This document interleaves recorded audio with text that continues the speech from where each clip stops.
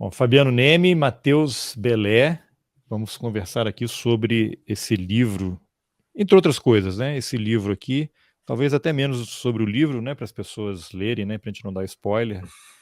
Na verdade, o livro é só um motivo aqui para poder conversar com vocês. Ó, o livro Condor Futebol Clube, o uso político do futebol nas ditaduras da América Latina. E aí a capa eu achei muito interessante, porque o campo, né, a marcação do campo quem está vendo aqui pelo YouTube, é um arame farpado, né? Que tem várias... Depois eu vou pedir para vocês explicarem como é que foi também a história dessa capa. Mas antes eu vou pedir para vocês se apresentarem rapidamente. Fabiano, quem é você? O que você faz? Como é que você ganha vida? E como é que você se meteu aí a escrever livros? Bom, meu nome é Fabiano, sou advogado, sou desenvolvedor de jogos, sou escritor, sou pai, marido e um monte de outras coisas por aí, né? Torcedor do Internacional. Graças a Deus, infelizmente.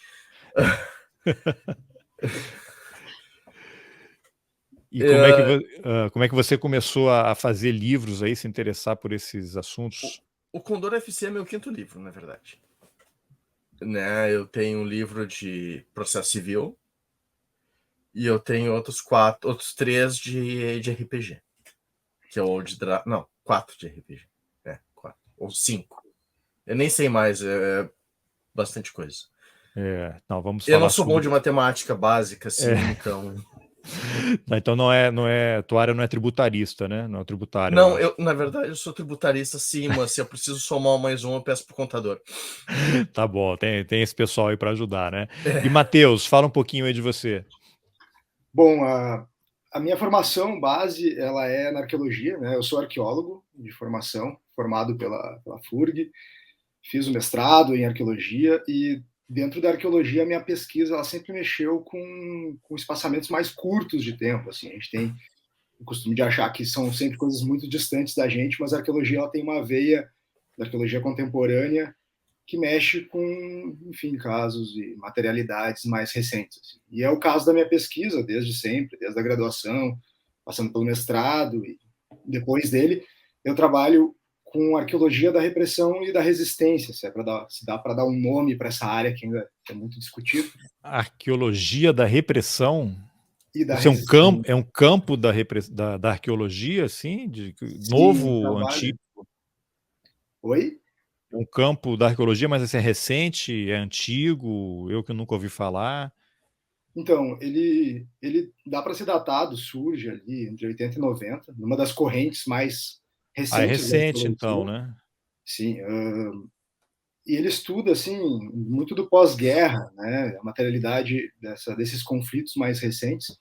E ele acabou se alargando, digamos assim, e vindo a estudar a questão dos desaparecidos, as materialidades, né, que a gente ainda tem da ditadura, principalmente por conta do problema que foi, né, a queima de documentos e arquivos oficiais, mas não o desaparecimento das estruturas e dos locais usados. Então, o foco dessa área ele tem como principal, assim, né?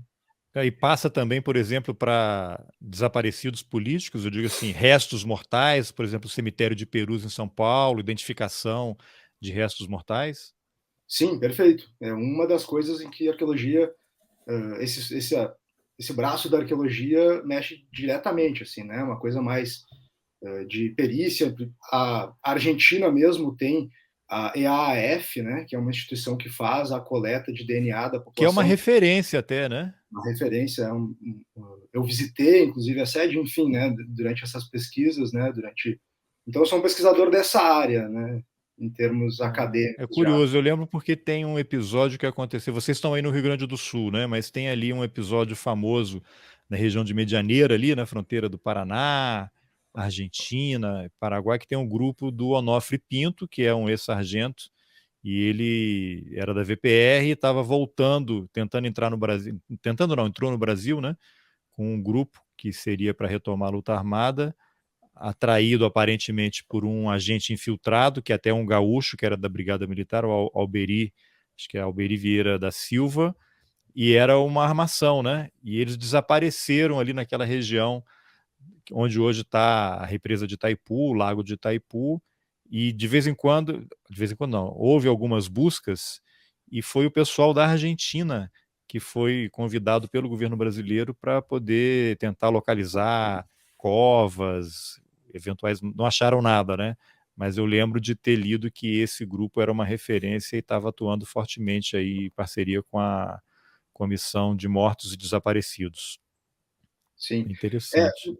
Em termos de comissões do pós-abertura política, digamos assim, né, a EAF ela é chamada em mais de um lugar para, né, solicitada como apoio assim a essas comissões nascentes, né? E no Brasil ela tem 4 ou 5 atuações até o momento em que eu tinha escrito a dissertação, né? Eu não sei se tiveram mais auxílios assim, mas ela foi bem Pô, bacana, solicitada. bacana. Bom, então vamos entrar aqui no tema. Eu vou perguntar o seguinte, para começar a falar do livro Condor FC, né? Condor Futebol Clube. O que vocês diriam para as pessoas que falam o seguinte: futebol e política não se misturam, não se confundem, não tem nada a ver uma coisa com a outra? Não sei, faz sentido essa frase? A pessoa está equivocada, não entendeu nada? Tem duas respostas para essa pergunta, né? Uma delas que é uma resposta que é bem rasa e bem fácil de entender, né? Que é que se o Romário não fosse jogador, não seria deputado, E nem senador? né? Nem senador, tá hoje, né? E a outra é que o futebol está inserido na sociedade e não tem como desvencilhar a sociedade da política. Viver em sociedade é fazer política o tempo todo, querendo ou não. Até dizer que não faz política é fazer política. A não política, né? É um ato político, Sim, talvez. com certeza. Com Matheus, quer certeza. complementar alguma coisa aí? Sim, não, tu se colocar enquanto neutro em termos políticos já é uma decisão política, né? Já é uma, tu já está dando a vitrine do que tu quer dizer, na verdade, porque é um processo quase despolitizante, né? Para tirar dessa referência que é um fenômeno cultural que é o futebol, em termos Brasil, América Latina, e dizer que ele não se vincula, né? Talvez seja até para esconder o vínculo tão intrínseco que os dois têm, né? Possuem. Né? Uhum. Tá, então, como é que vocês tiveram a ideia de fazer esse livro, né? A gente estava conversando aqui antes de gravar, Fabiano falou que conheceu você, É, Matheus, por conta de um outro projeto dele, né? é uma história um E pouco longa, na verdade. não, mas dá a versão mais curta, então. Resumido. Tá. Quando a Marielle foi assassinada, eu entrei num processo de luto meio bizarro, assim, que eu mesmo não conseguia entender. Tá? Seja por causa do histórico da minha família no tempo da ditadura, ou sei lá. E a forma como eu encontrei para trabalhar esse luto foi escrevendo um livro, que foi um jogo que eu lancei chamado Diários da Repressão. E enquanto eu escrevi esse livro, uma ex-colega minha da pós-graduação entrou em contato comigo e falando que o companheiro dela estudava repressão, era historiador e tal, e também gostava de RPG e poderia me ajudar nisso aí. Só que ele precisava de um tempo porque estavam vindo de Belo Horizonte de volta para o Rio Grande do Sul. Mas eu não podia esperar, então eu toquei o livro sozinho, só eu. Daí, como eu pesquisei bastante, especialmente em documentários no YouTube sobre ditadura e acompanho bastante futebol também, um dia o algoritmo do YouTube me recomendou um documentário chamado Memórias do Chumbo, o futebol nos tempos do Condor.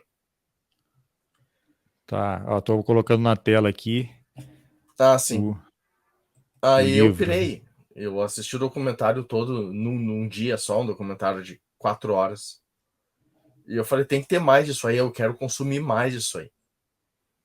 E não encontrei. No Brasil, a literatura de futebol na época ainda era muito incipiente, que dirá relacionando o futebol com a ditadura militar. Uhum. Aí um amigo meu me recomendou, bom, se não tem, então vai lá e escreve, né? Não tem... Pô, isso é ótimo, né? Sim. E ele falou, mas o ideal seria tu ter um historiador para te acompanhar nisso aí, até para te dar uma base melhor e uma credibilidade para o teu projeto. Aí na hora eu lembrei do companheiro dessa minha ex-colega e entrei em contato com ela e conheci o Matheus. E o resto tá aí. O companheiro da sua ex-colega é o Matheus. Sim. Pô, e aí coincidiu de ser arqueólogo aí, né? Sim. Ainda mais nesse campo da repressão. Pô, tudo a ver, tudo a ver. Bom, e aí vocês, imagino, você, Fabiano, eu sei que você é apaixonado aí por futebol, né? Infelizmente. Matheus também. E aí como é que surgiu... Mas conta mais detalhadamente assim, né? Você fez o outro material e aí precisamos contar, porque bem ou mal, me corrijam se eu estiver errado, histórias de futebol e ditadura e repressão, elas estão meio distribuídas, tem livros sobre isso, né? Você tem matérias de televisão, eu lembro, tem até aqui o caso do irmão do Zico, que Sim. vocês relatam, e eu lembro que foi, acho que o Globo Esporte que fez uma matéria grande, né, sobre ele, né? Como é que ele foi punido pela ditadura e tal. E por que vocês acharam necessário fazer uma obra especificamente? Tem o Eduardo Galeano também, uruguaio, né? Também é outro apaixonado por futebol, que tem muitos textos sobre o assunto. Mas por que vocês acharam importante nesse momento escrever sobre isso, reunindo algumas histórias e fazendo esse link com a Operação Condor? Para quem não conhece, a Operação Condor era uma aliança entre as ditaduras sul-americanas, ditaduras militares, para troca de informações, para vigiar militantes, vigiar guerrilheiros, a luta armada, para eventualmente prender e fazer operações conjuntas em todos os países, né, como forma de reprimir qualquer movimento que se opusesse aos regimes em vigor. Eu não sei, tem alguma relação com o fato do Bolsonaro ficar indo a jogo de futebol, cada hora veste uma camisa e tentar, de alguma forma, fazer esse uso político também do futebol? O projeto é pré-Bolsonaro. A gente começou o projeto em 2018. Né? Foi antes das eleições. Mas eu percebi o que estava acontecendo, né? A própria intervenção no Rio depois do assassinato da Marielle já era um indicativo forte que os militares estavam saindo da caserna. E uma coisa que me fez querer escrever esse livro junto com o Matheus foi que às vezes a ditadura ela é ao mesmo tempo muito longe da gente, ao passo de que na verdade ela é muito próxima. E eu acho que o futebol é um elo que aproxima muito a sociedade da ditadura militar. E mostra, não, a coisa estava mais perto do que tu pensa. Não era só o arruaceiro, não era só o cara que fazia coisa errada que sofreu a intervenção da ditadura. Às vezes o clube que tu torcia era muito influenciado também. Com certeza. Trazer esse tipo de tema, né, para algo mais comum às pessoas, talvez seja um dos objetivos que o livro tem, assim, desde o início, né?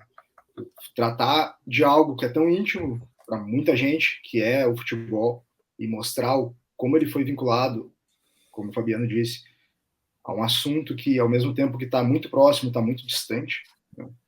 E o livro ele tem isso como objetivo. Agora, também ligar, como tu disse, Carlos, essas histórias que elas são dispersas, por vezes, né, no mesmo lugar, mostrando essa conexão entre elas, mostrando que, né, por vezes, nossa, a ditadura argentina fez isso, aquilo, ela estava vinculada com a nossa, né?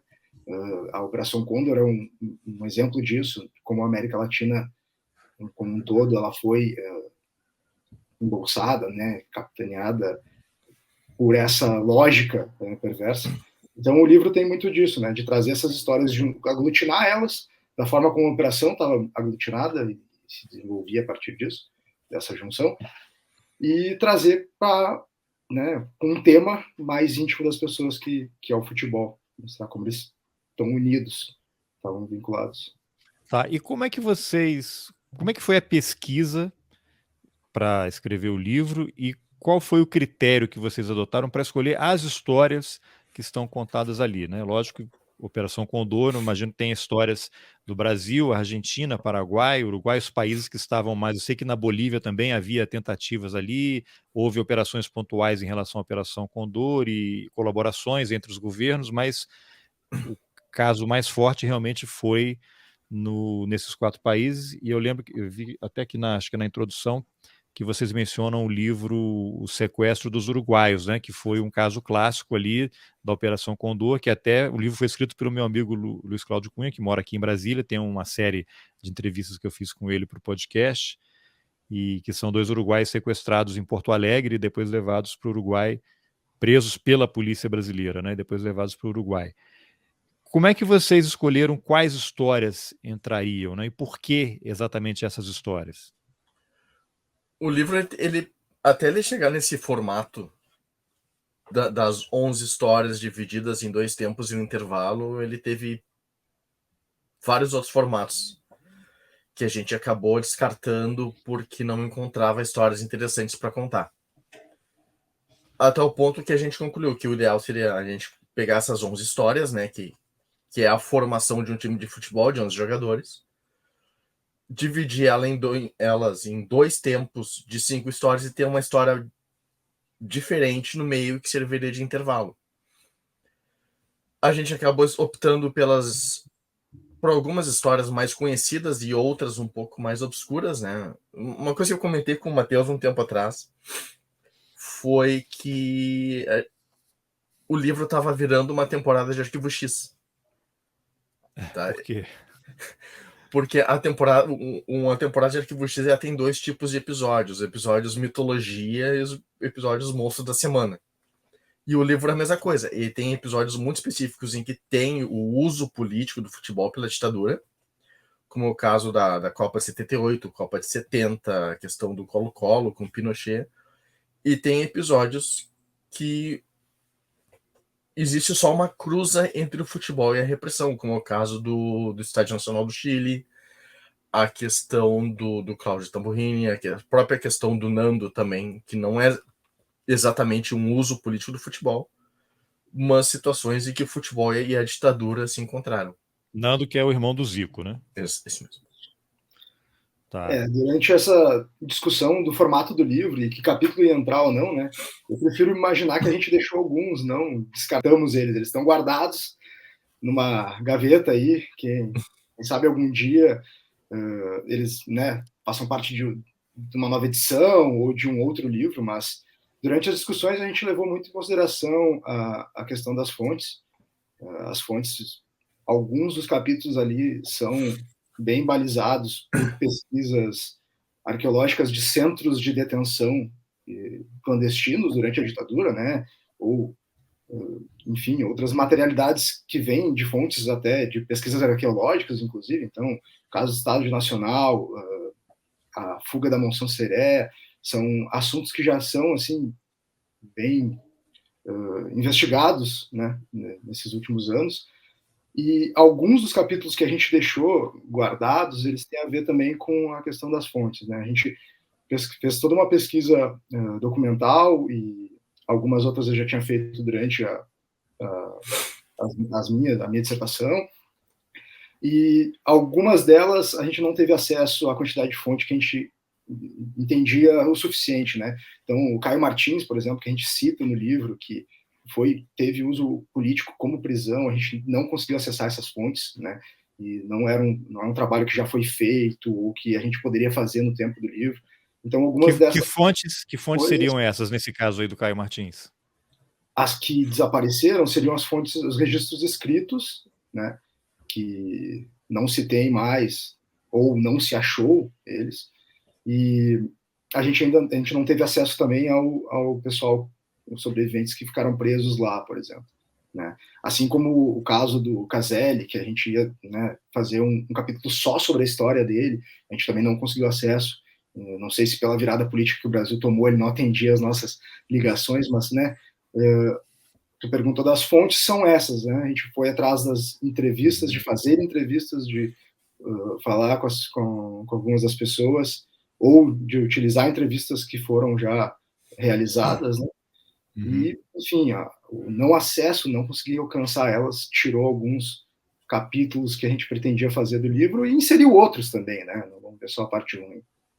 Tá. Teve um capítulo que eu fiquei particularmente chateado de desistir. Desistir não, ele está no banco de reserva e vai entrar em campo a qualquer momento. Exatamente. Que foi o trabalho que o Pedro Selig fez como chefe de segurança do Internacional nos anos 70. Pô, o Pedro, esse personagem aí merece um tempinho, né? Pedro Selig, que morreu há, acho que há um mês e meio, 2. Ele era um policial, né? Ele era o chefe do DOPS. Do DOPS no Rio Grande do Sul. Esteve envolvido no caso do sequestro dos uruguaios, morreu aos 88 anos. Sim, foi um dos 3 maiores torturadores da repressão, junto com Fleury e com Ustra. A tríade, né? Ele era um dos pés do tripé. Daí o que aconteceu? A gente estava com uma visita marcada no Museu do Inter para verificar uma documentação. E aí veio a pandemia e tudo acabou sendo cancelado, né? Então a gente...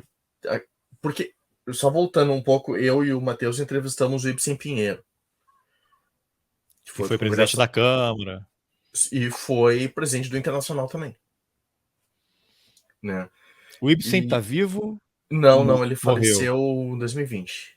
Tá. Talvez a nossa entrevista tenha sido uma das últimas, inclusive, né? Enfim, como era uma coisa mais para a questão de livro e de informação, a gente não foi publicada, enfim, mas acredito que tenha sido uma das últimas antes. E eu questionei ele a respeito do Pedro Selig e a resposta que ele me deu só nos gerou mais questionamentos. Porque ele foi bastante vago a respeito disso e a gente conseguiu perceber que ele estava sendo vago meio que de forma intencional. Né? Porque a grande pergunta que a gente se fazia na época era: o Pedro Selig foi chamado para ser chefe de segurança do Internacional ou foi colocado lá como chefe de segurança? Porque são duas coisas que mudam tudo. Né? É uma resposta que define várias questões e a gente queria abordar isso no livro. Até porque tem um ex-jogador do Inter, não é? Que se tornou agente da repressão. Sim, o né? Didi Pedalada, né? Participou do sequestro dos uruguaios, né? Sim. Sim, estava na operação na rua Botafogo, bairro Menino Deus, do lado da minha casa. Do lado da minha também, pô. Eu já era vivo nessa época. Ou seja, a quantidade de material para os arqueólogos tá aí, né? Para vocês continuarem escavando. Eu queria pegar esse gancho também aí da arqueologia, porque no livro vocês citam a ESMA, lá na Argentina, né? Que é a Escola Superior, nem sei a sigla toda. Da Armada. Mecânica Armada, né? Da Mecânica Armada. E aí vocês citam um número ali que houve por lá passaram mais de 5.000 presos políticos e menos de 150 saíram vivos. A Argentina, para quem não sabe, foi um dos países que mais eliminou e desapareceu com pessoas, colocava as pessoas nos aviões e soltavam no Rio da Prata, no mar, coisa assim que dificilmente vai ser descoberto. Fala um pouquinho o que era a ESMA e eu tenho alguns relatos ali que são realmente cruéis. Mas o que acontecia lá? Por que esse local foi escolhido? É um ginásio? É um espaço enorme? Era um presídio? Era uma escola? Fala um pouquinho da história dessa entidade e como foi o trabalho para levantar informações que estão no livro. Então, a ESMA ela se encaixa num conceito que a gente tem dentro da arqueologia da repressão e da resistência, né? Que é um centro clandestino de detenção. Apesar de ser um espaço institucionalizado, o fim dele não é esse, né?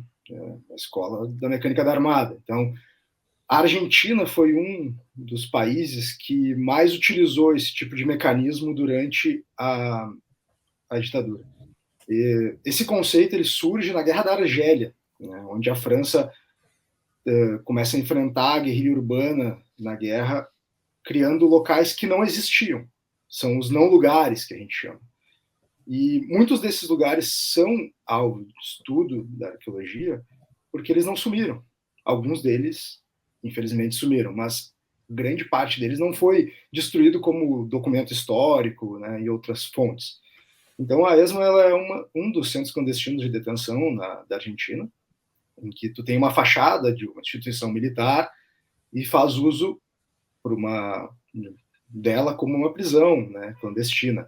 Então, isso faz com que quando os familiares fossem procurar saber onde está preso, aqueles que foram presos, não encontrassem registro oficial de onde ele estava.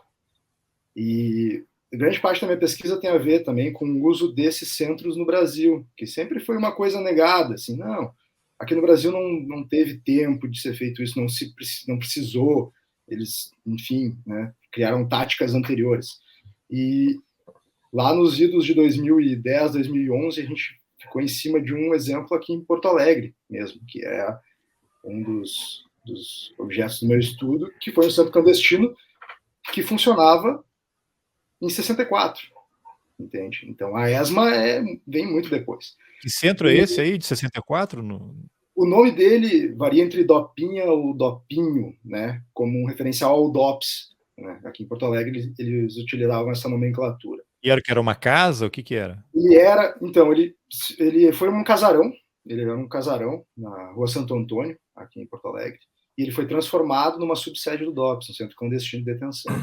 Né? Voltando à ESMA, né, tinha assim o mesmo intuito, né, fazer com que a pessoa fosse para um não lugar, que ela não pudesse ser rastreada e encontrada de jeito algum por familiares e tudo, porque no início dos regimes ditatoriais da América Latina, algumas questões jurídicas ainda estavam ativas, né?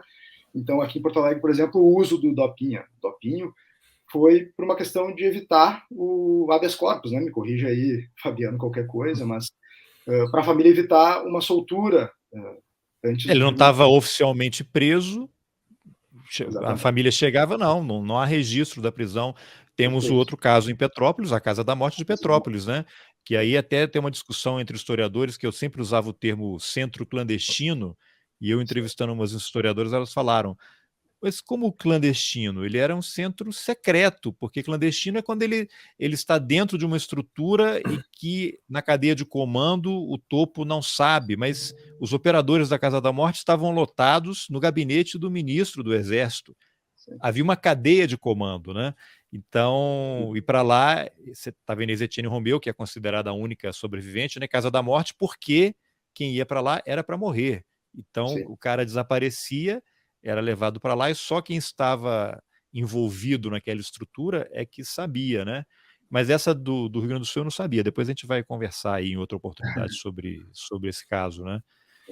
Carlos, essa discussão não vamos se apegar muito a ela, né? Mas, claro, uma discussão acadêmica. A questão de clandestino ainda é muito debatida, assim, porque clandestino também significa estar fora dos meandros institucionais oficiais, né? E era o caso desses lugares. Mas, enfim, essa é uma discussão leva um pouco mais de tempo, ela ainda está sendo feita. O fato é que são não lugares, que serviam para fazer com que as pessoas não tivessem acesso a seus familiares presos, enfim. E a ESMA, ela funcionou dessa maneira. Eu fiz uma visita à ESMA em 2011, 2012, que envolvia ali a pesquisa documental na época para o meu TCC, e é um lugar gigantesco, assim. Ela foi transformada em algumas partes em detenção, em outras partes ainda funcionava o que a gente chama de vitrine, né? Aquilo que ainda fingia que aquele edifício servia aquilo que todo mundo achava que servia, né? Então a ESMA ela tinha as suas partes administrativas à frente do terreno e, né, as prisões, detenções mais no seu interior. Assim. E o objetivo era justamente esse, né? Se não existia, se não estava ali, se ninguém tinha sido preso, quem é o autor do crime, né? Se não está nos autos, né? Se não tem o BO, Não aconteceu, né? Agora, vocês viajaram para lugares aí nesses países todos para poder levantar informação também, ou foram visitas pontuais? Foram visitas pontuais, algumas feitas até anterior ao projeto, assim, que foram reaproveitadas, né? E no caso do Chile, por exemplo, com o Caselli, a gente tentou marcar, né, um encontro com ele, fosse virtual Fala um pouquinho ou para quem não conhece a história do presencial. Caselli, faz um resuminho aí, quem foi o Caselli nos tempos de glória. O Caselli foi um dos prominentes jogadores chilenos, assim, da geração dele, e que jogou principalmente dentro do Chile mesmo, mas a história dele se vincula à ditadura quando tem a passagem da mãe, né? A mãe dele, ela sofre com o terrorismo de Estado, então o Caselli tem na família diretamente esse trauma, né? Por suas vinculações políticas, né? Seja do parte da mãe dele quanto dele mesmo. Assim. E ele é um assíduo combatente ao regime, digamos, em termos de ser contrário às propagandas, ser contrário ao Pinochet e não esconder isso. Então, ele vai culminar numa passagem que a TV fez o registro, né, em que ele não cumprimenta o Pinochet num dos jogos, né, da seleção. Fabiano, se quiser. É quando a seleção está se preparando para enfrentar a União Soviética, né? O time Aí é uma ofensa, então, gravíssima, né? O cara contra a União Soviética, ele não cumprimenta o ditador chileno. Sim, ele se recusa, ele mantém as mãos para trás, o Pinochet vai cumprimentando o time e ele não... E o Pinochet fica com a mão no ar. Fica com a mão no ar. Inclusive, durante a Copa de 74, em Munique, o Caselli era muito espelhado com o Figueroa, né? Em que o Figueroa era o bom menino e o Caselli era o menino mal criado. Ele sempre foi usado como um exemplo de como não ser. E quando ele foi para a Alemanha, a mãe dele foi sequestrada e foi torturada pela ditadura militar no Chile. Então, durante a viagem dele, né? Durante a viagem dele, o regime trata de agir. Mas ele já era contrário ao regime ou ele era indiferente? Porque a mãe dele devia ter uma militância, imagino, né? Não foi presa por causa dele. Foi presa em retaliação a ele. De vingança? Ele já era... Porque como ele era uma estrela, ele não era que nem o Nando, por exemplo, que era um jogador de segunda categoria. O Caselli era uma estrela, era o principal atacante do Chile. Então era complicado de chegar nele. Então usaram a mãe dele para atingir ele. Porque tem até uma frase no livro que vocês colocam, ele futebol não se toca, né? Como sendo, com futebol ninguém mexe. Então, com ele, ninguém fazia nada. Ele tinha os posicionamentos, mas era grande estrela, ficaria muito ruim fazer algo contra ele. Aí foram para a mãe. E a mãe que foi presa, torturada, o que aconteceu a partir desse episódio? Foi exatamente isso. A mãe dele foi presa e torturada durante esse jogo da repescagem para a classificação da Copa de 74. Quando ele retornou, ela já tinha sido liberada. Foi um ataque muito pontual e específico. Não ele estava fora, ele só soube depois, ele não soube durante. Soube quando retornou. Ele foi nesse jogo contra a União Soviética. Né? Eles viajaram, jogaram a partida e retornaram para o Chile. E nesse meio tempo a mãe dele foi presa. Por nada, sem motivo algum. Ela não era envolvida em militância, até aquele momento, depois ela se tornou, mas foi feito exatamente para isso, para atingir o Caselli.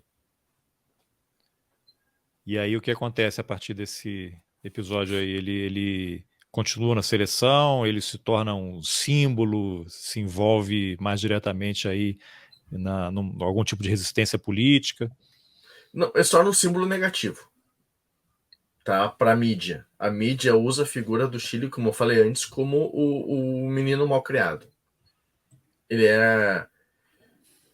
Por exemplo, na Copa de 74, a seleção chilena alinhada o Figueroa, que era usado como exemplo positivo, ele tinha uma pose, né? O Figueroa era um cara que era bem apessoado, então ele tinha todo como a gente chama de garbo e elegância.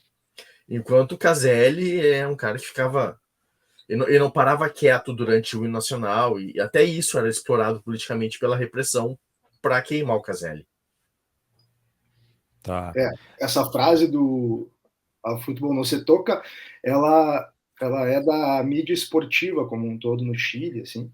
A gente estava conversando até antes, eu e o Fabiano, sobre como a ditadura do Pinochet ela começa a mexer na mídia tradicional, né, a seu favor, né, propagandeando a questão da revolução deles lá, do golpe, e tratando até desses termos em mídia convencional, né, para criar esse entendimento, e enquanto que a mídia esportiva não é tocada no primeiro momento, não mexe com isso. A gente estava até com algumas hipóteses, e a gente não abordou isso no livro, mas tem espaço para isso, do porquê mesmo. Né? Talvez a mídia esportiva tivesse mais pluralizada em termos de... Na verdade, ela está mais pulverizada, porque funciona em pequenas rádios, enfim, transmissores, e talvez muita emissora de rádio pequena que não o regime não daria conta de, né, doutrinar, assim. Então, não só pela questão do futebol, olha, não se toca, não envolvemos com política, isso pode ter barrado um pouco o regime de mexer, mas também talvez a pulverização desse meio de comunicação que é o rádio evitou que, num primeiro momento, né, o Pinochet conseguisse mexer com isso, mas são hipóteses que a gente criou e não foi atrás ainda, né, para explorar ela em termos de livro e tudo, mas talvez seja uma das explicações, porque a futebol não se toca até certo momento, né? Depois a gente tem todo um capítulo que fala sobre como o Pinochet sequestrou o Colo-Colo a favor do regime, assim, para servir de propaganda, né? Então, e nesse primeiro momento é o que a gente está comentando do Caselli. Esse é o primeiro momento. Talvez ainda... E tem uma outra questão também, que é a questão do lapso temporal, né? Foi muito em cima da hora. Essa viagem para enfrentar a União Soviética foi, eu acho que 11 ou 15 dias depois do golpe. Então, ele não se tinha uma estrutura de aparelhamento midiático a ponto de conseguir influenciar a mídia esportiva nesse ponto. Em cima do laço ali, todo mundo ainda perdido, tentando entender o que estava acontecendo, né? E os primeiros dias do golpe, bom, o presidente tinha morrido lá no palácio, né?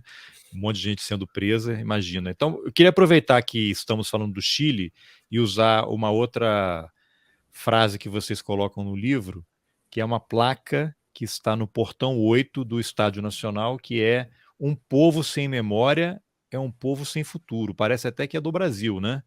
Que isso não é possível, né? Então eu queria aproveitar o gancho dessa frase para vocês falarem qual foi o uso que se deu ao Estádio Nacional nos momentos após o golpe, né? Virou um grande presídio, pessoas eram torturadas, e aí já faço o gancho também para vocês comentarem sobre um personagem interessante ali, que era o encapuzado. Quem era o encapuzado que circulava ali no Estádio Nacional?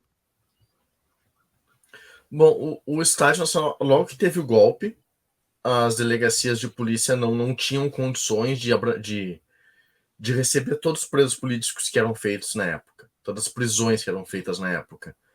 Então, o caminho que a repressão do Chile encontrou foi de repetir o que foi feito no Rio de Janeiro, que foi de usar um estádio de futebol como prisão.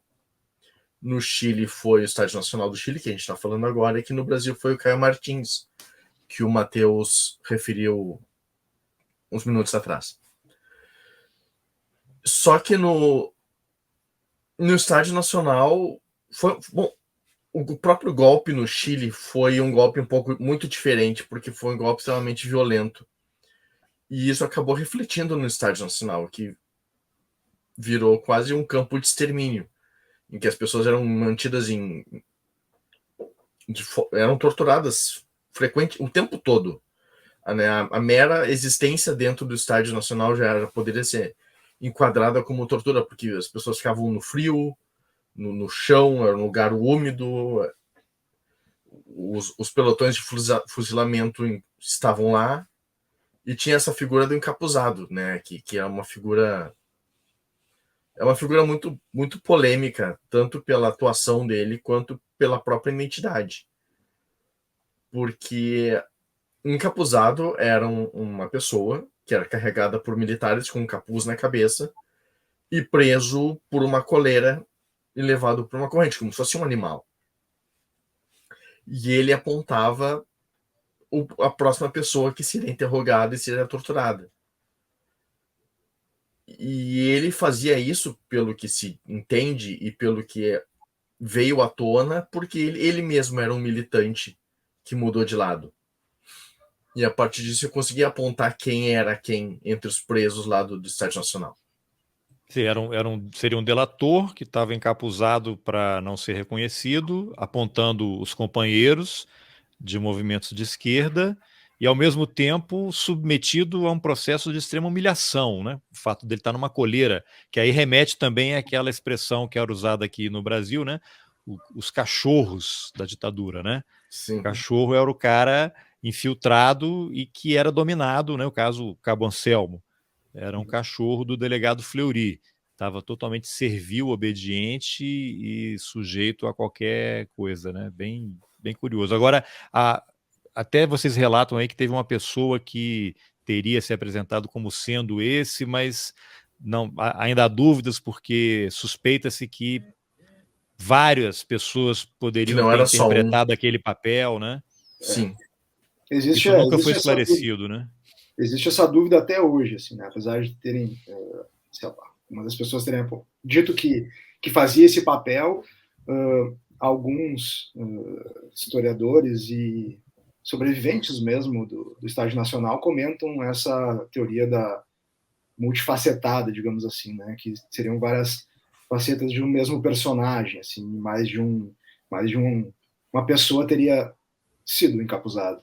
A gente não descartou essa teoria, a gente não quis dar um ponto definitivo dizendo, mas quis relatar, né, esse que é um dos possíveis encapuzados, digamos assim, né, se foi só ele ou não, daí deixamos em aberto, assim, claro, mas, enfim, a prática era essa mesmo. Tá. Então, para a gente encerrar aqui o capítulo, o tempo do Chile, falem um pouquinho aí sobre essa história do sequestro, digamos assim, do Colo-Colo pelo Pinochet, que eu li que ele foi, inclusive, colocado como presidente de honra até 2015. Pinochet morreu em 2006. Ele permaneceu como presidente todos esses anos até que foi sacado, né, tirado da presidência de honra. E como é que foi esse processo de sequestro do Colo-Colo? Se a gente fosse fazer uma comparação com o Brasil, seria o quê? Um Bolsonaro, por exemplo, tomando conta do Flamengo, ou Corinthians, ou um outro time aí de massas? Isso.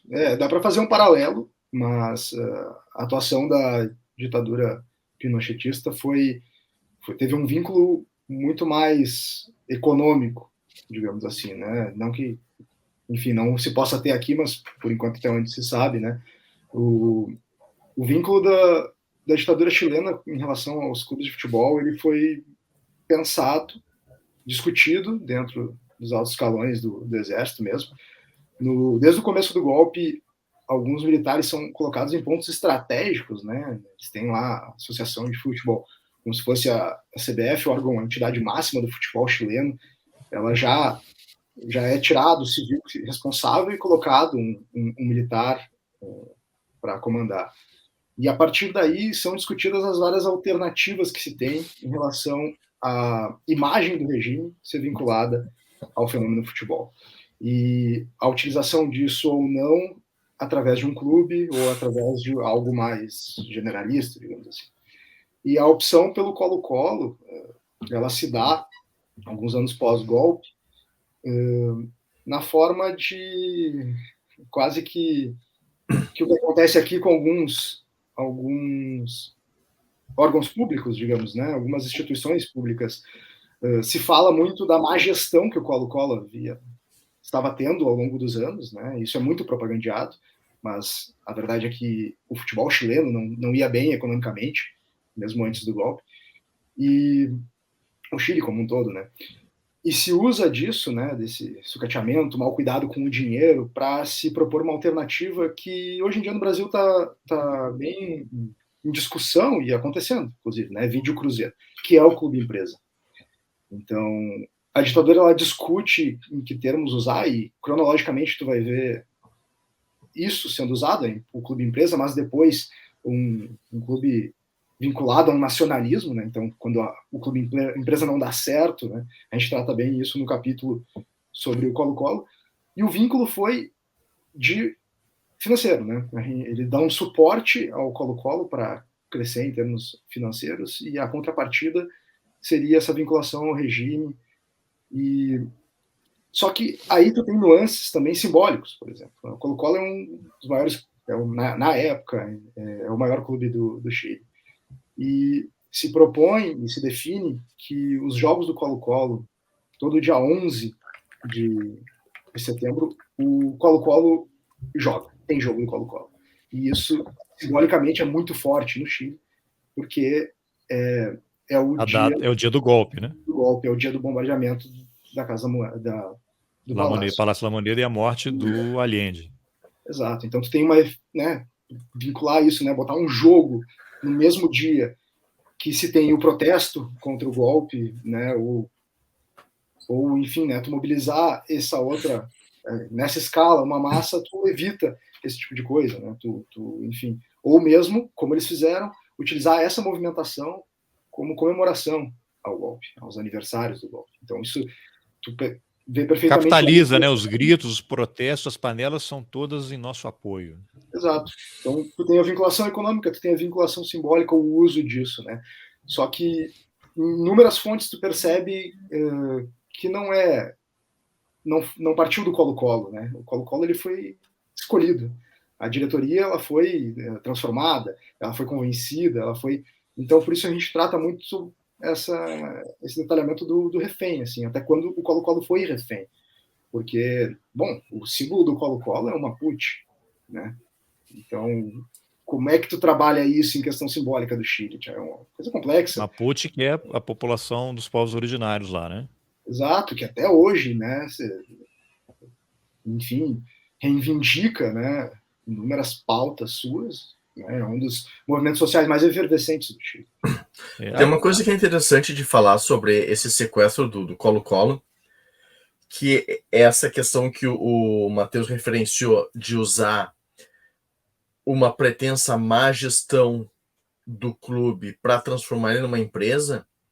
Isso acaba transbordando para outros aspectos da sociedade institucional e servindo de pavimentação para o caminho do neoliberalismo, né, da privatização, da redução de uma pretensa redução do Estado, né, porque o Estado em si não se reduz, a única coisa que o investimento é todo direcionado para repressão, ao invés de saúde, educação e etc.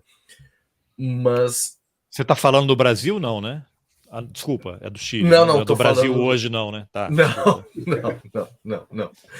Quer dizer, ao mesmo tempo, sim. Né? Então, essa privatização do Colo-Colo, digamos assim, serviu como uma forma de iniciar uma privatização do Chile. Né? E o início do neoliberalismo. É interessante, porque eu lembro, sei lá, final dos anos 80, anos 90 no Brasil, já começava a surgir a história de clube empresa, principalmente os de São Paulo, né, que sempre é o estado em que se atribui mais profissionalismo e que os times, em tese, estariam ali mais bem resolvidos financeiramente, né, pagam os melhores salários, conseguem reter os craques por mais tempo do que os times de outros estados. E curiosamente também, você tem esse neoliberalismo todo, né, da escola de Chicago, que foi para lá. Paulo Guedes estava lá, né? Não é à toa que tem esse processo todo aqui. Agora, no Brasil, eu não sei se precisaria tanto essa tentativa de sequestro. Depois a gente vai falar da ditadura aqui no Brasil, nos anos 70, né, com o Médici, mas hoje você vê, né, os presidentes dos clubes do Brasil vêm a Brasília, eu moro aqui em Brasília, vêm frequentemente aí, se encontram com Bolsonaro, levam camisa do time, quer dizer, não há nem a necessidade de uma movimentação, uma tentativa de sequestro, de cooptação, porque eles estão querendo fazer parte disso, eu não sei, por incentivo, por benefício fiscal, perdão de dívida, talvez um pouco disso tudo. Então, a coisa está muito mais fácil hoje. Não sei se faz sentido aí essa observação. Sim, ultimamente a gente teve inúmeros perdões, inclusive, né?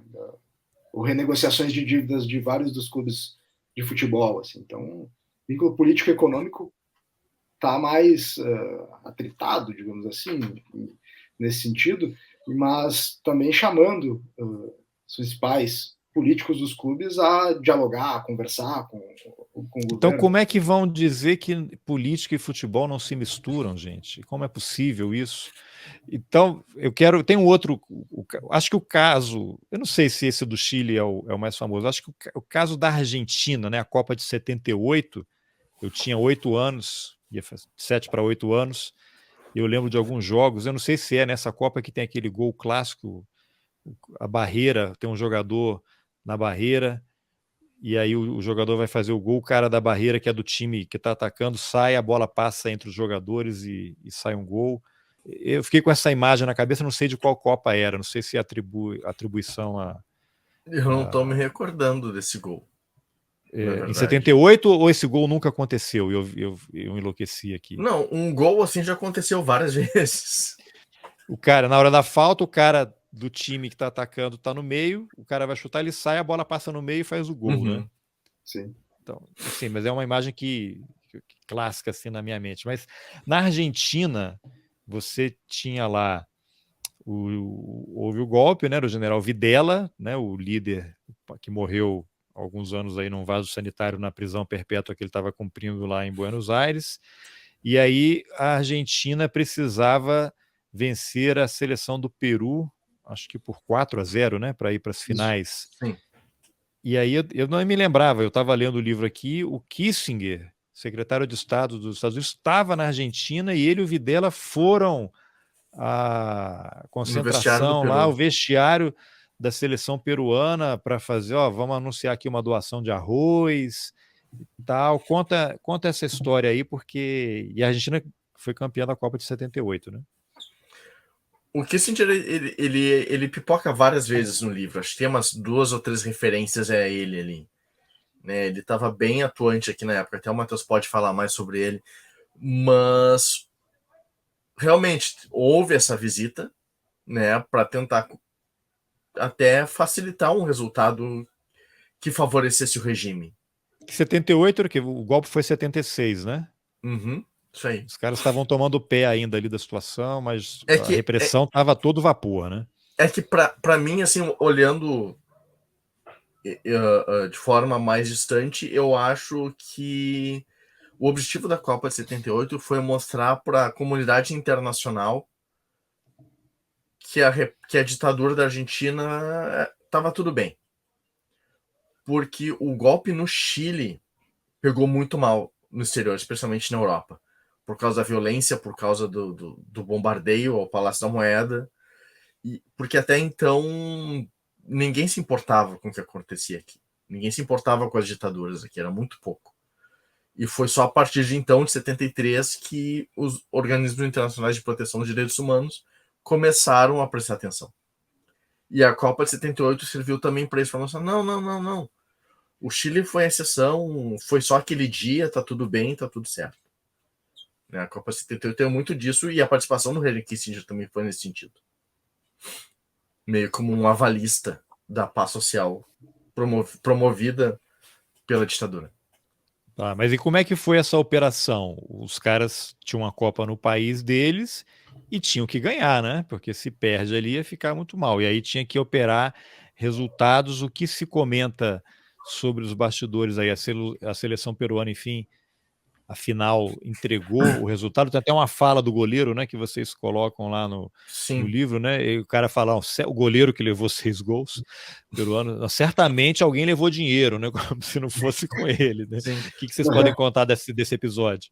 É que o benefício à seleção argentina não foi só aí, né? A Argentina A seleção peruana. Não, falando da Argentina. Ah, sim, jogou só em Buenos Aires, né? Jogou só em Buenos Aires, na frente da torcida, nos melhores estádios, sem precisar viajar, sem precisar se deslocar, num hotel bom, sem ficar trocando de sede. E culminou realmente no jogo contra o Peru, em que o adversário foi praticamente de forma quase que literal comprado para entregar o jogo. Mas aí o que vocês podem comentar mais sobre esses bastidores aí? Porque no Peru, qual era a situação política no Peru e como é que a Argentina, lógico, que Kissinger estava ali do lado, né? Que tipo de pressão teria acontecido em relação ao governo peruano para que isso chegasse na ponta e no campo a seleção perdesse de 6? A questão de doação de grãos é uma das necessidades de abastecimento que o Peru passava até na época, assim, não uma crise de abastecimento, mas um auxílio internacional era sempre bem-vindo, digamos assim, ao estado pelo qual o Peru passava. E é bom lembrar também que a Copa ela já tinha sido escolhida como sede argentina, e o golpe vem depois. E a importância de fazer manobras políticas como a doação de grãos ou oferecimento desse, né, ou para garantir que a seleção argentina passasse de fase, era importante justamente em termos de propaganda do regime, né? Porque eram talvez dois os pontos principais que a ditadura argentina tinha muito cuidado em relação à Copa.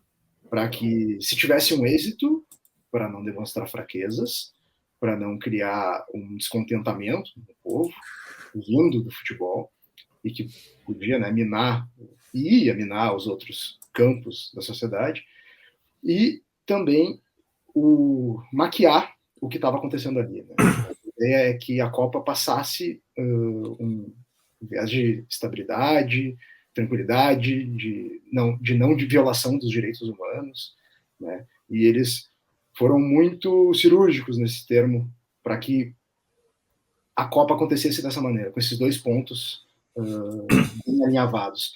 Então, chegar, né, no jogo contra o Peru precisando fazer 4, e lembrando que os jogos estavam marcados para ser no mesmo horário, né? O Brasil jogava de um lado, a Argentina jogava do outro, e os resultados ninguém saberia o resultado antes. E até isso foi modificado, né? O Brasil jogou antes e a Argentina entra em campo sabendo que precisa disso. Então, quais são os limites do que a gente vai fazer para conseguir isso? Não tem limite, a gente vai fazer o que precisar. Isso era muito a visão do governo argentino. Uma derrota ali, não passar para a próxima fase, ia ser um desastre em termos de objetivos. Né? E o Peru, na época, também estava sob um governo militar. E apesar de não fazer parte da Operação Condor em si, ele colaborou com a Operação Condor ao entregar para o regime argentino de volta refugiados. Foram acho que 10 ou 15 refugiados que estavam no Peru na época, que o governo que estava à frente do Peru na época da Copa 78 entregou para o governo argentino. Então havia essa colaboração. Tá. Bom, então vamos falar agora do Brasil. Vocês diriam que o caso mais clássico dessa mistura política e futebol foi ali nos anos 70, na Copa de 70, aquela confusão toda lá com o João Saldanha, que saiu, não aceitou as pressões do Médici, tem aquela frase famosa dele: eu não nomeio o ministério, ele não escala a seleção, né? E ele saiu, entrou o Zagallo, e não sei se dá para fazer uma referência também ao fato daquele episódio na Copa do Mundo de 94, né, quando a seleção brasileira vence a Copa nos Estados Unidos e trazem cozinhas, coisa nos aviões, o avião é parado no aeroporto pela Receita Federal, que quer multar ou aplicar imposto, e o Itamar Franco, que era o presidente, manda liberar, e o chefe da Receita, esqueci o nome dele agora, pede demissão. Né, Osiris Lopes Filho, eu acho, pede demissão. Então, é um exemplo clássico também de como é que a política entra ali, pô, os caras venceram a Copa, vocês vão querer cobrar um imposto aqui porque eles compraram milhões de coisas lá. Então, vamos começar então pelo episódio lá dos anos 70. Né? O Médici tinha assumido fazia pouco tempo, né? Porque o Costa e Silva teve um problema de saúde lá, ficou impedido, houve uma junta e depois o Médici assumiu e foi o período mais... Ele já chegou com o AI-5, né, já em vigor, que foi de 13 de dezembro de 68, então ele chegou com todo o ferramental ali à mão para fazer, e foi realmente aquele período mais violento da repressão, né? Que matou, Casa da Morte operando, doicode a todo vapor, Brilhante Ustra, e o futebol ele surge, né? Ele entra, o cara também gostava de futebol, né? O Médici, ia para estádio, né? Comente um pouquinho esse episódio aí, como é que foi o uso político do futebol pela ditadura brasileira. O Médici, ele gostava de se colocar como uma pessoa do povo, né? Tem vários registros dele no meio da torcida, acompanhando o jogo pelo radinho. Tem vídeo dele fazendo embaixada, tem foto dele com a seleção. E o projeto do Médici na época foi realmente de construir o Brasil a partir do futebol, de unir o Brasil a partir do futebol. Né? Teve até aquele ditado: onde a arena vai mal, um time nacional; onde a arena vai bem, um time também. E com isso ele ampliou os clubes de futebol no Brasil, criou o Campeonato Brasileiro para que houvesse realmente um interesse do povo brasileiro em torno do futebol, a partir da É lá Copa que de 70. surge a loteria esportiva, não? Exatamente. Eu ia chegar exatamente nesse ponto, por ser um ponto que a gente acaba não aprofundando muito no livro, mas a loteria esportiva era usada para que, por exemplo, um gaúcho se interessasse pelo resultado de um jogo que está acontecendo no Pará. Então, fazia com que a pessoa se interessasse pelo país, se interessasse pelo Brasil. A ponto desse interesse ser tão grande, tão profundo, até porque envolvia dinheiro, né, a loteria esportiva, a pessoa não se importasse tanto com o início da crise, com o aumento da desigualdade social e com a própria repressão em si. Porque havia esse aprofundamento do interesse pelo futebol. Isso não foi de forma espontânea, né? Essa nostalgia que muita gente tem sobre os grandes jogos com estádios lotados nos anos 70, isso foi um plano, isso não foi de graça, isso não foi espontâneo, né? Então, o plano do Médici foi esse. Só que o plano dele, ele dá certo por um tempo, mas ele logo naufraga, né? Em virtude do fracasso que foi a Taça Independência que ele planejou fazer no Brasil, que depois também seria copiada no Uruguai e que também seria um fiasco, mas por motivos diferentes. O que foi essa Taça Independência? A Copa do Mundo foi um grande êxito para a ditadura militar em termos de popularidade e de aproximação da seleção. Mas ela foi no México, foi em outro país. Então a repressão aproveitou os 600 anos da independência e fez um mini campeonato mundial no Brasil. 600 anos de independência, não? Não, 160. Ah, bom. 160 anos de independência. Eu não sou uma pessoa de manhã. De números, você falou de números, aquele problema que você tem com números. Logo no começo. Sim. Matemática básica, para mim, não é o meu forte.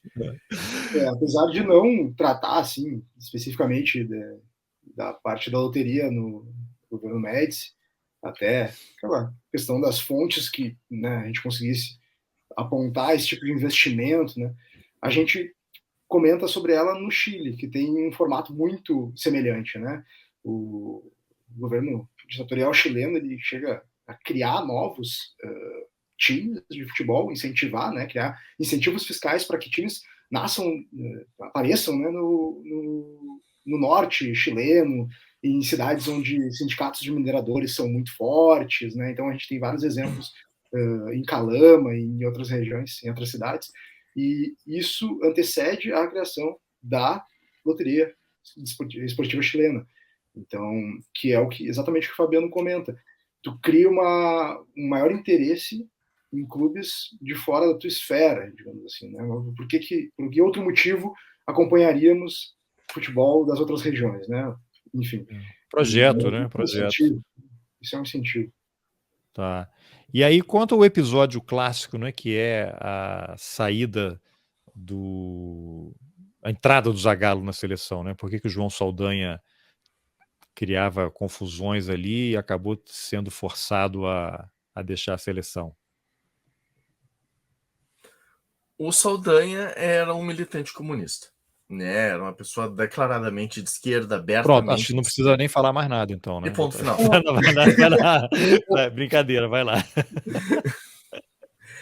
E a ideia com o Zagallo, a ideia pública, né, com o Zagallo era de despolitizar a seleção, porque futebol não era um lugar de política, né, como se dizia na época e segue dizendo hoje.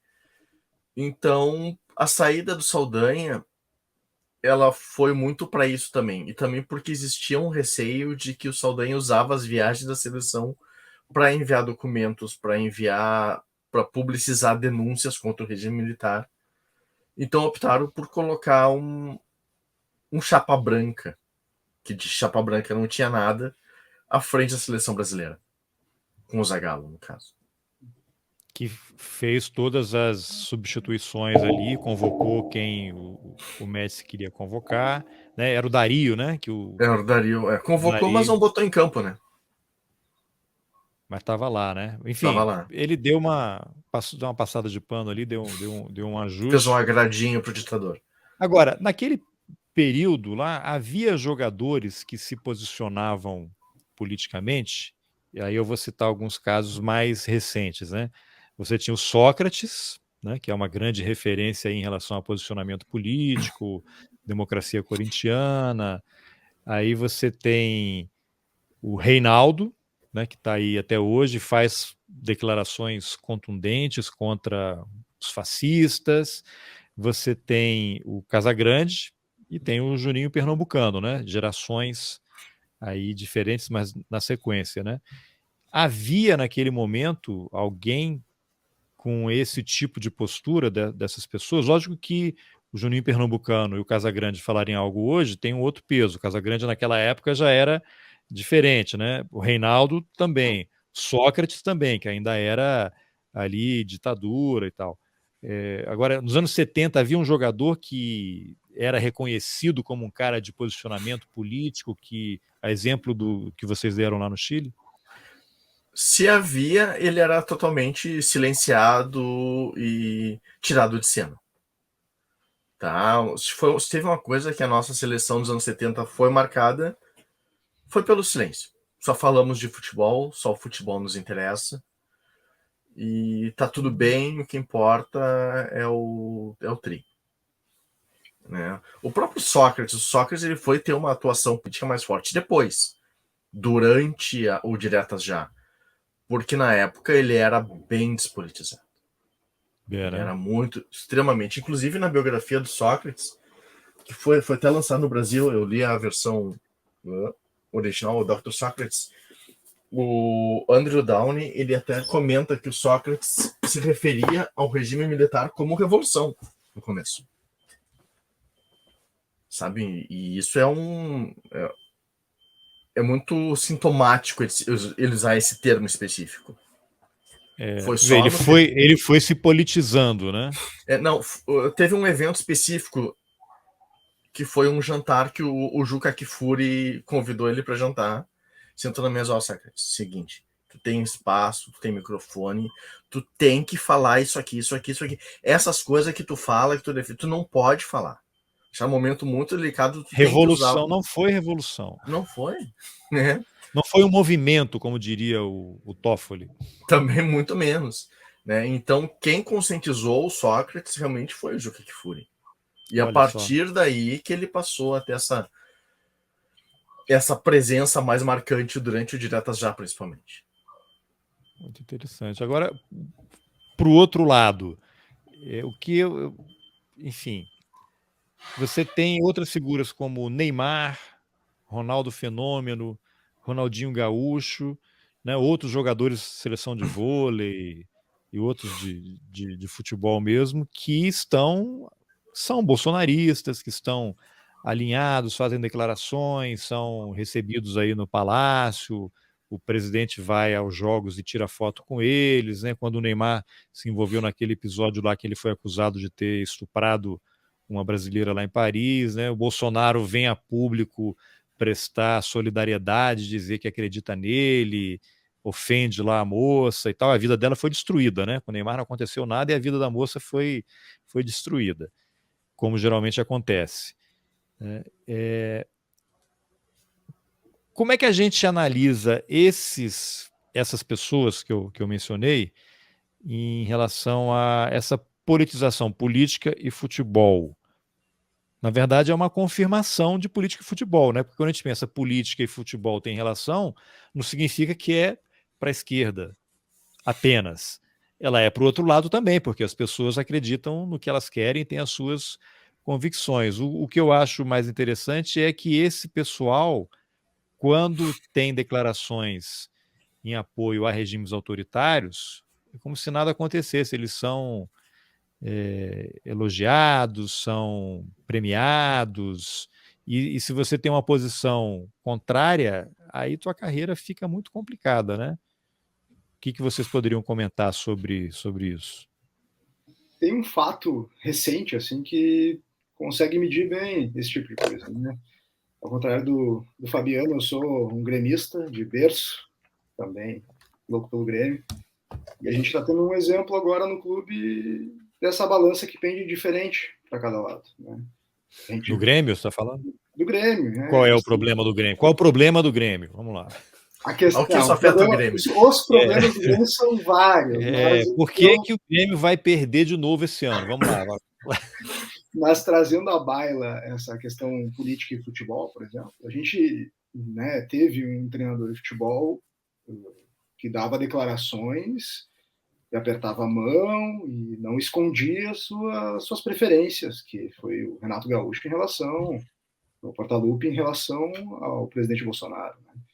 E o jeito como ecoavam as frases e entrevistas que relacionavam ele ao presidente retumbava de uma forma.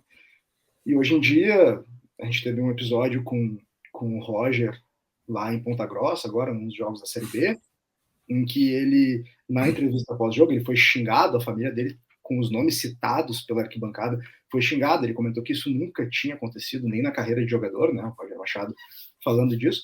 E ele dá uma declaração dizendo que esse tipo de atitude, ela hoje em dia, ela está autorizada pelo nosso presidente, né? Em outras palavras, foi isso que ele disse, que as pessoas estavam se sentindo autorizadas a fazer esse tipo de coisa, né? Por conta da conjuntura política que a gente vive atualmente, esse discurso de ódio, entre outras características.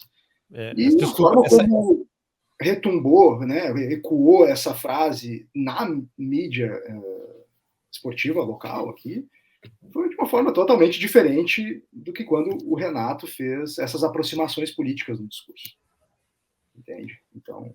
Isso é interessante, essa coisa deles estarem, esses ataques estarem legitimados e incentivados, sempre me remete àquela história do guarda da esquina, né, que é uma frase atribuída ao Pedro Aleixo, né, que era o vice, e ali, aquela confusão, na ditadura, e aí teriam questionado ele, mas você não acredita, não confia nas decisões do presidente, acho que por conta do AI-5, alguma coisa assim, ele, não, no presidente eu confio, né, eu não confio, o problema é o guarda da esquina. Não existe guarda da esquina, o guarda da esquina só faz o que faz porque ele está legitimado, porque existe uma cadeia de comando em que o líder está estimulando o ódio e a violência, então o cara na ponta, se o cara lá de cima disser, a gente vai punir quem fizer esse tipo de coisa, e punir o cara que está na ponta, quer dizer, se vamos usar esse exemplo agora sim, que eu até tenho feito umas publicações aí no Twitter, porque a cobertura, eu sou jornalista, a cobertura da imprensa às vezes me deixa assim enlouquecido. Houve esse episódio aí da tortura e execução do Genivaldo, botaram o cara que estava sem capacete, bateram nele, colocaram no camburão, jogaram gás e mataram o cara, executaram ele. Né? Aí, ontem, e não é a primeira vez, e é uma coisa programada, né? O Bolsonaro sai de moto aqui em Goiás, aqui do lado, com um cara na garupa, os dois sem capacete. E não acontece nada. Eu até publiquei hoje aí o código de trânsito prevendo multa, R$ 249, alguma coisa assim, por pilotar sem capacete, e a lei prevê que o policial ele pode, inclusive, não abordar a pessoa, ele pode só multar, não precisa nem abordar. Na lei não está dito que ele tem que torturar e nem que executar uma pessoa na câmara de gás. E aí eu me pergunto, nenhum jornal vai fazer uma matéria questionando a Polícia Rodoviária Federal ou a Polícia Militar, o Batalhão de Trânsito? Vem cá, o cara vai em rede nacional, pilota uma moto sem capacete e ninguém faz nada? Essa é a cadeia de comando. Então a lei é igual para todos, Fabiano que é advogado, porém alguns são mais iguais do que outros, né? Então você tem a mesma situação, o presidente da República sem capacete e o Genivaldo sem capacete. Com o cara que está no topo da cadeia de comando, todo mundo aplaude. O outro foi torturado e executado. E não tem um jornal para fazer uma matéria, para falar, olha, a infração de trânsito por pilotar a moto sem capacete custa tanto, pode apreender a moto, pode fazer isso, pode ter uma advertência. Ninguém escreve, ninguém questiona a Polícia Rodoviária Federal. Foi só um parênteses aqui para eu externar um pouco a minha fúria. Eu só queria retomar isso que tu falou do guarda da esquina. Foi por causa do guarda da esquina, exatamente. Sim. O guarda da esquina só vai torturar e executar porque o presidente da República fez o que depois? Elogiou os caras. Sim. Se tiver punição, não pode ser uma punição dura. Pô, mataram o cara. Vamos lá, Fabiano, guarda da esquina. Porque isso é uma desculpa hipócrita, né? Porque ela é moldada de acordo com o interesse e necessidade do momento. Ao mesmo tempo que foi usada essa questão, não, o AI-5 não nos preocupa, o que nos preocupa é o guarda da esquina, é interessante fazer um cotejo com o que o Ustra falou na Comissão Nacional da Verdade, que não sou eu que deveria estar aqui, é o Exército Brasileiro que estava aqui. Né? Então, o cara de cima bota a culpa no cara de baixo e o cara de baixo bota a culpa no cara de cima. É a banalidade do mal, o julgamento de Eichmann. Né? Sim. O Ustra está certo em parte. Não é ele. Mas apenas, ele era o guarda da esquina, não é ele apenas. Ele fala, ele está certo quando diz o Exército Brasileiro tinha que estar aqui, está certo. Ele erra quando diz que não é ele. Não, ele também, os dois. Sim. Porque a referência, o uso da palavra o guarda da esquina, das palavras, ele remete a quem é o responsável operacional, quem de fato está praticando a repressão. Que era o caso do Ustra. O Ustra, de fato, praticava a repressão, praticava a tortura. Né? Então, um joga a culpa no outro. Exatamente, quando a culpa, na verdade, é dos dois. Exatamente. Matheus quer comentar algo aí? Preciso ouvir um arqueólogo sobre isso. A gente precisa também das palavras enquanto cidadão. Assim, esse exemplo que tu deu sobre o assassinato aí do Genivaldo é um absurdo, assim, faz a gente até pensar. Esses dias eu estava conversando sobre o terror de Estado que foi utilizado durante a ditadura, né, com bases na doutrina de segurança nacional, que era, enfim, todo um arcabouço teórico que tinha um inimigo comum enquanto comunismo, e a gente chegou a um ponto do debate discutindo exatamente isso. Até a gente fala em reabertura política, mas para quem? Aonde? Né? Porque muitos dos preceitos que se utilizaram durante nossos 21 anos de ditadura, eles ainda são aplicáveis à periferia, à população pobre, entende? Esse tipo de crime que a gente vê agora acontecendo, quando ele parou de acontecer? Teve uma pausa? Sabe? São indagações que a gente faz, que a gente chega ao ponto de perceber que o aparato repressivo ele ainda funciona. Ele talvez agora só voltou a estar mais direcionado a quem ele sempre foi direcionado. Sabe? É revoltante. Curioso isso que eu estava ainda morando nos Estados Unidos antes de voltar aqui para o Brasil. Tem um programa que eu ouço muito lá na rádio pública, E aí a apresentadora entrevistou uma escritora negra, jovem, sei lá, uns 40 anos, e ela tinha escrito um livro sobre a família dela, sobre a avó dela, né? E aí ela contando que um dia ela foi, por conta da história dos direitos civis nos Estados Unidos, ela perguntou para a avó como era, se ela percebia alguma mudança, alguma melhora em relação ao racismo, ao preconceito, quando a avó dela era jovem, lá nos anos 50, 60 e atualmente. E aí a avó dela responde: olha, a única coisa que mudou que eu percebo é que agora as pessoas não usam mais máscara, não usam mais o capuz da Ku Klux Klan. As pessoas falam as barbaridades abertamente, declaram os maiores absurdos e nada acontece. E nada acontece. Então, eu acho que houve. E aí, outro dia eu ouvi também a entrevista da Sueli Carneiro, no podcast lá do Mano Brown, excelente, recomendo que todo mundo ouça. E ela fala desse processo que houve, lógico, muitos avanços, mas uma deterioração, porque a gente agora entrou numa fase realmente de nazificação. Você tem aí levantamentos da Polícia Federal e Ministério Público falando do aumento de células fascistas no Brasil, neofascistas, aí de novo é uma discussão acadêmica. No fundo, todo esse pessoal ele é do mal, ele quer eliminar o diferente, ele quer eliminar o negro, o pobre, as políticas públicas, tem esse imbricamento aí com o neoliberalismo, né? Esse novo ministro aí de Minas e Energia, que tem esse vídeo aí que rola dele falando contra a mulher, contra deficiente físico, que tem que privatizar, que o objeto de estudo de vocês aí, o Pinochet, era um cara de esquerda, que Hitler e o nazismo eram de esquerda, e é esse pessoal que está comandando o país. Então, mudou, sabe aquela coisa de videogame, né? Quando você acha que está entendendo, ele muda de fase e você fica perdido. Um processo de nazificação, e as pessoas estão declarando coisas absurdas, promovendo ataques de ódio, e você tem uma polícia que reprime quem coloca lá um outdoor de Pequi ruído, né? Eu entrevistei, tem um ano e pouco aí, um jovem lá, acho que Uberaba, Uberlândia, não me lembro agora, que colocou na rede social porque o Bolsonaro ia visitar, e quem quer, quem topa virar mártir, né? Herói, uma coisa assim, insinuando, né, que era quem queria lá dar um tiro no Bolsonaro. Lógico, um absurdo, né? Ele escreveu isso também. Assim, ele foi procurado em casa pela Polícia Militar, porque o policial, o delegado da Polícia Federal, enquadrou ele na Lei de Segurança Nacional. Ele ficou um dia e pouco preso, passou a madrugada na cadeia. E você tem as outras pessoas fazendo barbaridades e nada acontece. Então, de novo, esse delegado da Polícia Federal é o guarda da esquina.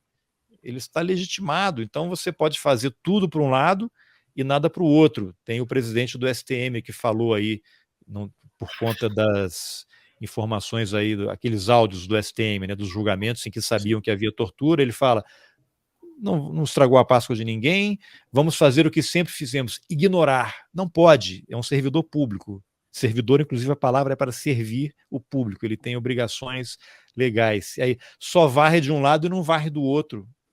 Qual lado que não foi varrido? Eu acho que é o desses militares, que nunca houve punição para ninguém. Pronto, mais um momento aqui de fúria. Desculpe aí, atrapalhando a entrevista de vocês. Só para estimular o teu momento de fuga. Fúria. De fúria. Isso.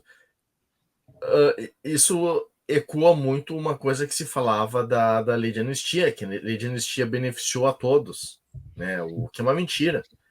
A lei de anistia só beneficiou os militares, porque a resistência já tinha sido presa.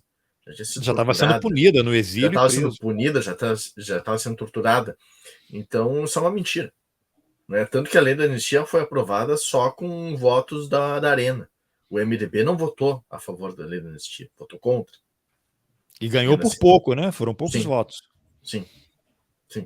Então, vai muito nesse lado, né? De fazer um pretenso equilíbrio, né? Um equilíbrio hipócrita entre... É uma falsa simetria. Claro. Entre dois lados que, na verdade, não se equivalem. Exatamente. Eu queria... Vamos voltar aqui, porque a fúria é grande. Vamos... O governo Bolsonaro faz isso pra gente. Sim. Vamos falar do seguinte: que casos vocês destacariam aí em relação a... Tem Uruguai e tem Paraguai. O Paraguai não entrou no livro. Não entrou? Não. Não. Está no banco está na reserva, é Exato. surpresa que vai chegar aí. Do Uruguai, qual é o caso que vocês relatam? Eu acho que o mais emblemático é o Mundialito, né? É uma Copa dos Campeões Mundiais que foi feita no Uruguai. Ela foi planejada contando com um evento futuro que acabou sendo exatamente o oposto que o regime esperava. Né? Foi marcada, foi combinada para acontecer depois o plebiscito que viria a alterar a Constituição uruguaia para permitir a perenização do regime. Mas o povo acabou votando contra, então o que era para ser uma celebração de uma ditadura eterna foi uma festa do fim dessa ditadura. Foi a pá de cal. Não pá de cal Sim. porque o pessoal Não. continua operando, né, nos bastidores ali. Sim, e continua depois também, mesmo na época, né? Até hoje, não teve há pouco tempo lá, o general uruguai defendeu lá a ditadura, foi demitido, né? Aqui no Brasil ele é promovido. Vira marechal, essas coisas. Mas foi muito interessante porque ali a gente consegue ter uma perspectiva do quão patética a ditadura pode ser. Porque a forma como ela perde o controle do campeonato é muito rápido. Ela é colocada de lado pelo interesse econômico de fora da América Latina de uma forma rápida, simples e sem conseguir sequer dizer um ai, não, peraí, não é assim que eu quero, não.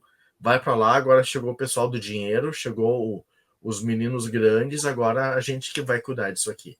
E a ditadura foi humilhada. A ditadura uruguaiana foi humilhada no Mundialito. Merecidamente. Foi pouco. As arquibancadas assumem o protagonismo da festa, né? Do que seria a festa da ditadura, assumem o protagonismo da sua festa, a festa do povo. Assim, acho que o Mundialito tem isso como característica reverberante, né? Enfim, os gritos da arquibancada, para não falar muito sobre o capítulo, a ponto das pessoas ainda querem ler ele. Não, tem que ler, vou deixar de novo aqui. Agora, por que o Condor Futebol Clube? Essa capa, inclusive, é linda. De quem foi a ideia de botar esses arames farpados aqui em volta? Quem é que fez essa capa? A capa foi eu que fiz. Você que fez? Advogado, polemista e artista gráfico, visual? Eu fiz a versão da capa, daí eu mandei pro Matheus, o Matheus falou, tá uma merda, daí eu fui refazendo. Mas você que fez o computador, você desenha também? Sim, eu que fiz no computador, sim. O operacional da capa foi meu. Toda a ideia e o conceito veio do Fabiano, a gente foi ajustando, a gente teve ajuda aí de pessoas que entendem, de pessoas que sabem. Entendedores entenderão. Aí um abraço pro Rodrigo, obrigado pro Rodrigo, que ajudou a gente a acertar a cor também, a gente tava com algumas dificuldades, né, Fabiano? Técnicas, mas o desenho todo partiu dessa cabeça aí, Fabiano. E por que o Paraguai ficou de fora? Por que o preconceito com o Paraguai? Isso é uma pedra no nosso sapato, Carlos, assim, que nos incomoda diariamente, né? De novo, as questões de fontes e acesso a documentais, né, ou a própria trabalho de arqueólogos, que são os dois braços que a gente usa no livro para dar sustância, né? A gente teve dificuldades com o Paraguai, com as suas histórias em relação ao futebol, assim. Então a gente optou por deixar ele na gavetinha, né, não tratar tanto. Mas é que vocês não conseguiram. Mas tem alguns casos assim que são conhecidos e que vocês podem mencionar, mas não entrou porque a gente não conseguiu avançar, mas tem esses casos aqui. A gente muito superficial, né? A gente encontrou casos, mas eram histórias que a gente não conseguiu aprofundar. A gente não conseguiu fonte para aprofundar essas histórias. Mas cita um caso assim, olha, essa aqui é famosa, vale investigar, mas a gente não conseguiu. Tem um caso que a gente não só não conseguiu aprofundar, como ele seria redundante com o capítulo do Defensor, que foi um time de esquerda que acabou ganhando, só que não foi campeão. Ele ganhou um jogo contra o time do... Fugiu o nome do cara. Stroessner? Do Stroessner. Então, e como era uma história muito... o liame dela era muito frágil, a gente acabou deixando ela de fora. Tá. Então, em tese, seria uma história que vocês deveriam se dedicar mais. Tá. Sim.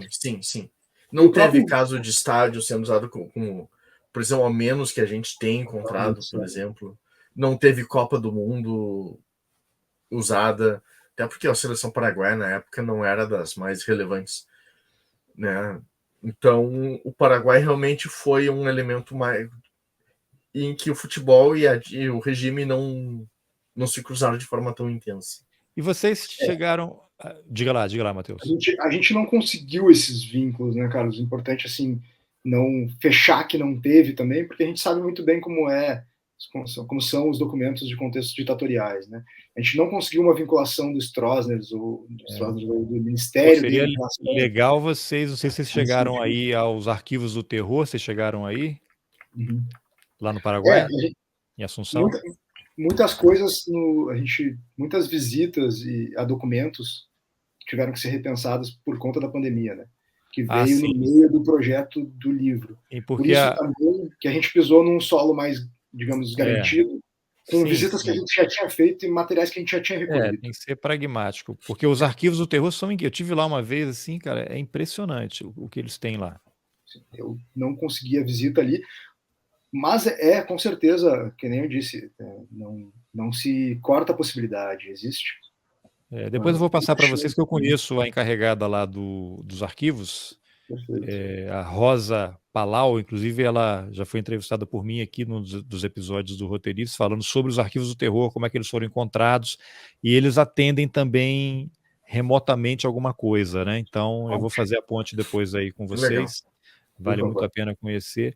Agora, vocês chegaram a ter alguma história de times, por exemplo, de presos durante a ditadura? Isso porque eu comecei a ver essa série que está na HBO do PCC, e eu não sabia. Primeiro Comando da Capital, na verdade, era o nome do time, né? Era um time de futebol que depois virou essa organização transnacional. Vocês identificaram alguma coisa parecida assim, de times de detentos durante a ditadura? Tem, a gente chega a mencionar isso no capítulo do Defensor, né? Que o irmão de um jogador era preso, tá? E eu acabei, a gente acabou nem aprofundando tanto essa história, eu falo porque o capítulo do Defensor foi mais meu. Eu sei que ele jogava bola lá, no La Penal, que era a prisão em que ele estava, mas não de uma forma que fosse relevante ou valesse a pena a gente aprofundar no livro. Tipo como aquele filme lá do Pelé, que eles estavam presos lá e aí levavam o time para jogar e usavam na política dos presídios, né? Não teve nenhum caso assim que vocês tenham identificado ainda. Não. Isso a gente vai abordar no nosso próximo livro, na verdade. Ah, é? Olha, spoiler, hein? Sim, porque nosso próximo livro vai ser sobre futebol e narcotráfico na Colômbia, né? Futebol e narcotráfico na Colômbia. Sim. Eu já estou falando aqui. Já está antecipando aí. O Pablo Escobar, ele tinha a La Catedral, né, que era a prisão que ele construiu para ele mesmo. E lá tinha partidas de futebol. Inclusive, o Higuita, tradicional goleiro da seleção colombiana, não foi para a Copa de 94, porque ele foi preso por jogar em La Catedral. Caramba. E há casos semelhantes aí em outros países que vocês estão levantando? Não, é só na Colômbia. Né? Tá. Só na Colômbia. Não, eu sei, mas o livro vai ser sobre essa relação lá entre na futebol Colômbia. E narcotráfico na Colômbia. Bom, então vocês vão ter que ir para lá, né? Fazer uma pesquisa de campo e tal. Tentar conseguir umas entrevistas.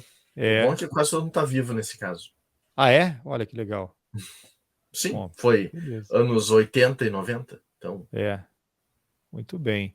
Bom, tem alguma coisa do livro aí que vocês queiram acrescentar, sugerir? Aí eu pergunto também como é que as pessoas compram o livro. Eles vão entrar aqui nas livrarias e vão achar? Não vão achar. Na Amazon tem. Na Amazon tem. Mas ele tá também como e-book ou só físico? Só físico. Tá. Só físico. Agora, se a pessoa quiser comprar, como eu, com um autógrafo. Eu comprei com um autógrafo e ele chegou sem autógrafo aqui. Como é que a pessoa faz para comprar um com autógrafo? Pode nos procurar pelo @deletralivros no Twitter, no Facebook ou no Instagram. Que vai ter autógrafo dessa vez. Em tese, sim, porque a gente mora em cidades diferentes. Senão você tem que assinar, autografar, manda para ele, Sim. aí vai ficar mais caro o frete, né? A operação. Ou então pode escolher, eu quero o autógrafo de um gremista ou eu quero o autógrafo de um cara do Internacional. Nos Vamos facilita um analisar o livro, pouco. fazer uma disputa no livro aqui, quem que Colorado. dá mais autógrafos. Podia fazer uma versão, né? Com o campo vermelho e o Capa outro vermelha e capa azul e tal. Tá bom, olha, e depois eu quero fazer o seguinte, depois o Matheus vai me mandar aí, o Fabiano te passa, ou eu te passo aqui o meu contato, que eu quero ler a tua tese. Você fez uma tese sobre Uma dissertação. a dissertação de mestrado dessa história que eu tenho interesse em ler, e depois vamos fazer uma entrevista sobre isso, e o Fabiano também sobre o Diários da Repressão, que é um RPG, né? Eu tenho ele, eu comprei, também veio sem autógrafo. Esse aí eu não controlo nada, esse é feito por demanda, então nem passa por mim. Então, e aí é um RPG que tem ali organizações, né, de militância que lutavam contra a ditadura, e você pode falar rapidamente o que é esse RPG? O Diário da Repressão é um jogo sobre disputa de narrativa, né, em primeira e última instância, porque ele se passa ao mesmo tempo em duas épocas. Tu joga de forma... Nossa, eu tô excelente com as palavras hoje. De forma simultânea no passado, na época da repressão, e como agente da Comissão Nacional da Verdade. Então, a ideia do jogo é tu comparar os eventos que se passam na mesa na época com as verdades que são que surgem no decorrer da investigação da comissão. Ah, bacana, hein? Eu já submeti o Matheus a uma sessão desse jogo, né? É um jogo bem ruim, assim, de tu experimentar a experiência. A experiência não é agradável, não é um jogo divertido. Tem tortura, né? Sim, você passa pelos subterrâneos ali, né? Sim. Não, e é um jogo que existe uma oposição muito forte entre quem narra e quem joga. Tem uma oposição muito forte. O que não é muito comum em jogos narrativos. Por que essa oposição? Porque o narrador, ele tá dando missões também? Não. O narrador, ele faz o papel do general. Ele é a repressão. Assim, ele é o topo da cadeia de comando. Exatamente. E como é um jogo de disputa narrativa, é meu interesse fazer com que a narrativa que seja apurada pela Comissão Nacional da Verdade favoreça a ditadura. Então é basicamente o que os militares fizeram aqui durante a CNV, né? Tentar esconder e tal, entendi. Exatamente. Legal. Eu vou deixar os links dos 2 livros nas informações aqui do episódio. E então agradeço enormemente aí, parabéns pelo trabalho. Acho que é cada vez mais importante a gente ter esse tipo de conteúdo disponibilizado. Desejo sucesso, aguardo o material de vocês, o próximo livro, e obrigado pela entrevista. É isso, a gente agradece o convite, foi muito legal. Nos vemos pelo Twitter. Pelo espaço. Exatamente. O Matheus ainda não sigo. O Matheus está no Twitter?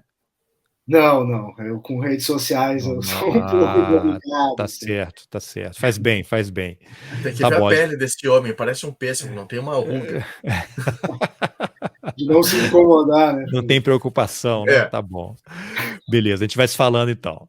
Feito, valeu. Obrigado.